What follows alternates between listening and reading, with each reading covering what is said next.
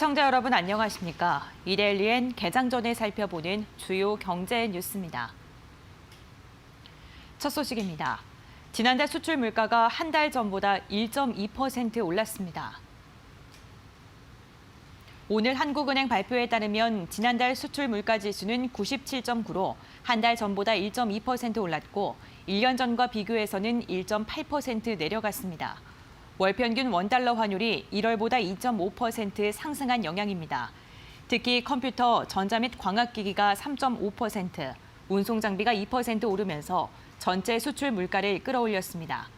주력 수출 품목인 디램 수출 가격도 2.8% 반등했는데 상승률은 반도체 가격이 하락하기 직전인 2018년 7월 이후 가장 높습니다. 코로나19 여파 속에 유가가 하락하고 수요가 줄면서 석탄 및 석유 제품은 8.1% 내려갔습니다. 지난달 수입 물가 지수는 국제 유가 하락의 영향으로 한 달 전보다 1.3% 하락했습니다.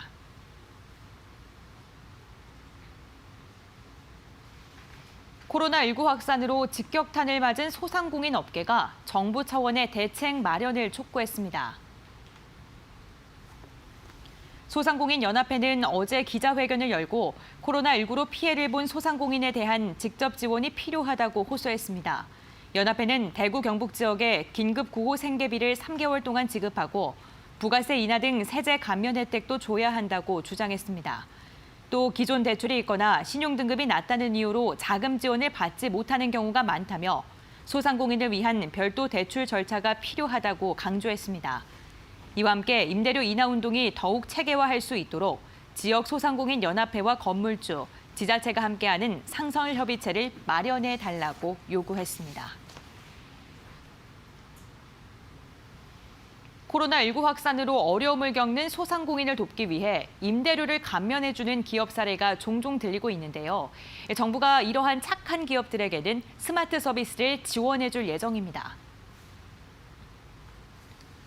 박영선 중소벤처기업부 장관은 어제 서울 마포구에서 열린 간담회에서 착한 프랜차이즈 운동에 동참해준 기업에 중기부가 주관하는 스마트 스토어, 스마트 서비스 사업을 지원하는 방안을 검토하고 있다고 밝혔습니다.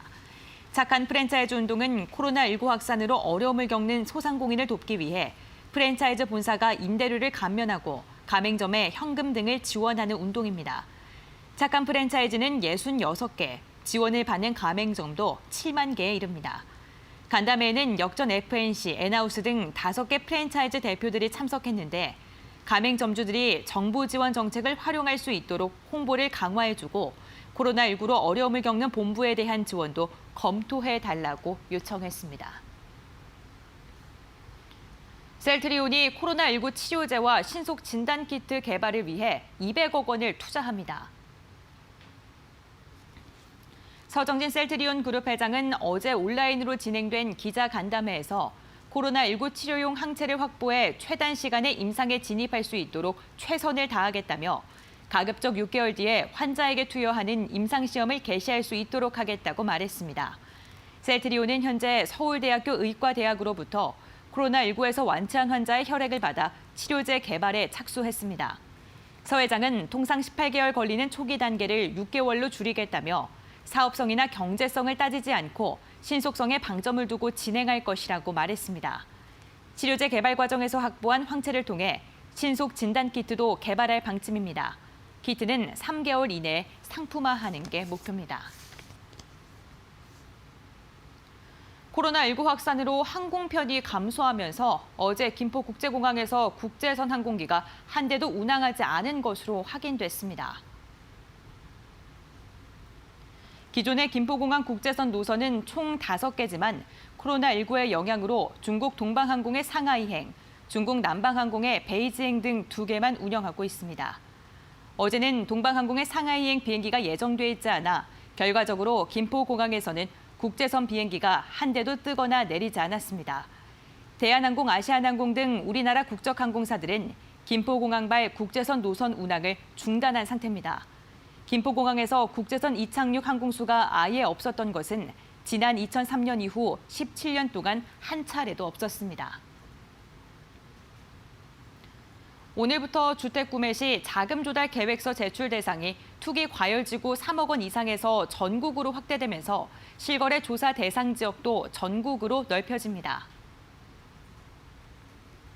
오늘부터 적용되는 부동산 실거래법 시행령에 따르면 자금 조달 계획서 제출 대상이 조정 대상 지역 3억 원 이상 주택이나 비규제 지역 6억 원 이상 주택으로 확대됩니다. 또한 투기 과열지구에서 9억 원 초과 주택을 거래한 경우 자금 조달 계획서에 쓴 내역을 입증할 수 있는 관련 증빙 서류도 구매자 등이 제출해야 합니다. 만약 증빙 서류를 제출하지 않을 경우 500만 원의 과태료가 부과됩니다. CJ E&M이 온라인 동영상 서비스 티빙 사업 부분을 분할해 독립회사로 만듭니다. CJ E&M은 티빙 사업 부분을 분할해 신설회사 설립을 추진한다고 어제 공시했습니다. 신설회사 발행 주식의 100%를 보유하는 물적 분할 방식으로 진행되며 분할 기일은 6월 1일, 등기일은 6월 8일입니다. 앞서 CJ E&M은 OTT 경쟁력 강화를 위해 티빙을 중심으로 JTBC와 합작법인을 설립하겠다는 계획을 발표한 바 있습니다. 이를 위한 작업을 본격화한 것으로 보입니다. 신설회사는 필요시 외부 투자 유치, 전략적 사업 제휴 등으로 경쟁력을 강화하고 재무 구조를 개선할 계획입니다. 이어서 이 시각 간추린 뉴스입니다. 미국 뉴욕 증시가 1987년에 이른바 블랙 먼데이 이후 33년 만에 가장 큰 폭으로 하락했습니다. 현지 시각 12일 뉴욕 증시의 다우지수는 전일보다 2,352.6포인트, 9.99% 하락한 21,200.62에 거래를 마쳤습니다. 대림산업은 어제 열린 이사회에서 전문 경영인 체제 강화 차원에서 이해욱 회장이 사내 이사를 연임하지 않기로 했다고 밝혔습니다. 아울러 이사회 내에 설치된 내부거래위원회의 독립성을 강화하기 위해 구성원을 전원 사회이사로만 한정하기로 했다고 전했습니다. 롯데지주는 이달 27일 주주총회에서 신동빈 롯데그룹 회장의 사내이사 재선임 안건을 처리한다고 공시했습니다. SK는 자회사인 SK E&S가 호주 지역 LNG 인프라 투자를 위해 호주의 천연가스 처리 및 LNG 생산 업체 주식 4억 8,700만 주가량을 3,452억 원에 취득한다고 밝혔습니다. 이데일리엔 개장 전에 살펴보는 주요 경제 뉴스 함께 확인해봤습니다.